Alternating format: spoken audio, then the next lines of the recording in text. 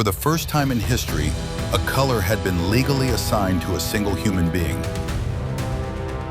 Every civilization that wanted your obedience, every platform that wanted your time, chose blue.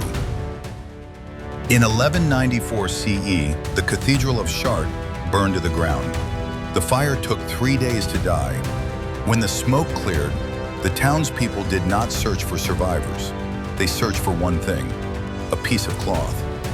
3 days later, beneath ash and blackened rubble, a monk's hands found it, folded, unburned, glowing the same impossible shade of blue it always had. The cloth was said to be the tunic worn by the Virgin Mary at the birth of Christ. It had survived fire that destroyed stone. To the people of Chartres, that was not luck. That was proof. And the church understood immediately what that proof meant. They declared the color sacred. They gave it a name, Marian blue. Then they did something that would reshape Western art, Western religion, and Western psychology for the next 800 years. They locked it. Painters across Europe received the order. This specific shade of blue, made from ground lapis lazuli, the most expensive pigment on earth, was permitted on one figure only, the Virgin Mary. No king, no saint, no emperor. If you painted another figure in that blue, you had committed an offense against God himself. For the first time in history, a color had been legally assigned to a single human being. Not a nation, not a rank, a person. And through that person, it was assigned to everything she represented.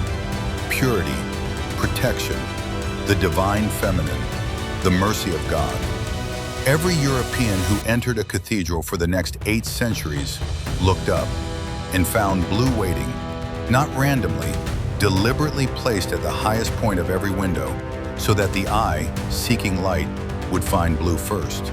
So that blue and the presence of God would become, in the human nervous system, the same feeling. But the church did not invent this. They inherited it. 3,700 years before Chartres burned, a pharaoh had already understood what blue could do to a human being who believed they had no access to it. In 2600 BC, blue was impossible. Every blue dye faded within a season. Every blue cloth turned gray under sunlight.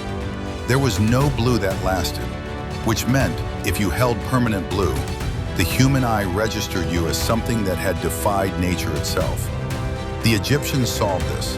They ground limestone, copper ore, and sand, heated the mixture to 850 degrees, and produced the world's first synthetic pigment, Egyptian blue.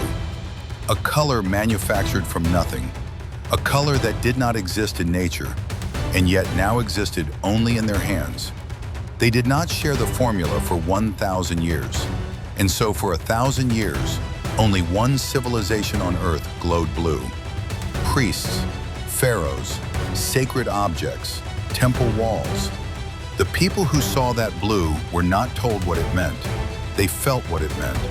And what they felt was the same thing every European peasant would feel 1,000 years later, looking up at Chartres.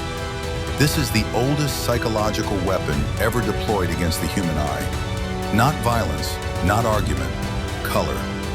And the mechanism has never changed, because the nervous system has never changed. The brain sees a color it cannot access and automatically assigns power to whatever holds it. Egypt held blue for 1,000 years. The church held blue for 800 years. Then the corporations arrived, and they needed no decree, no sacred cloth, no formula held secret for 1,000 years.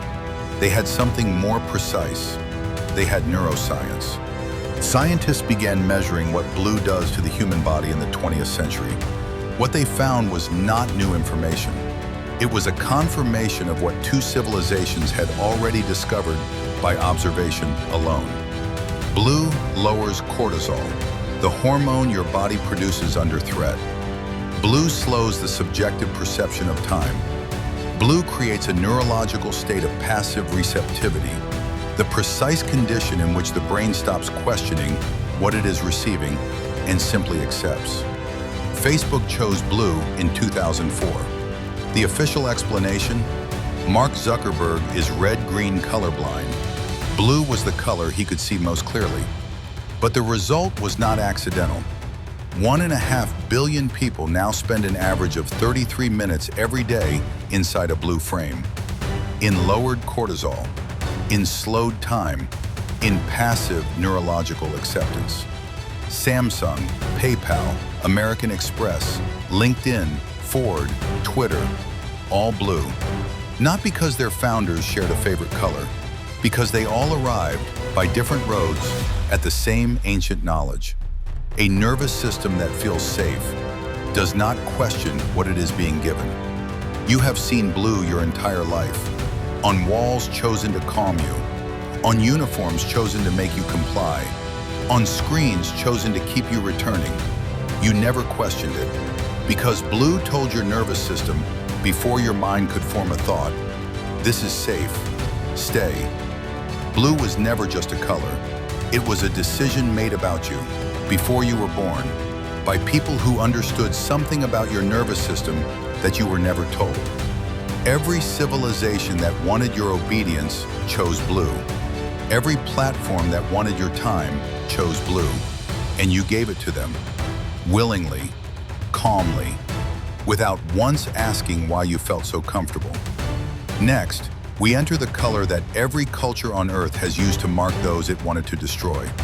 Not the enemy outside the walls, the enemy it created inside them. A color that has meant poison, plague, jealousy, and death in every civilization that ever existed, and that you were warned about as a child, without anyone explaining why the warning was 4,000 years old. What color did your culture teach you to fear, and who decided you should fear it?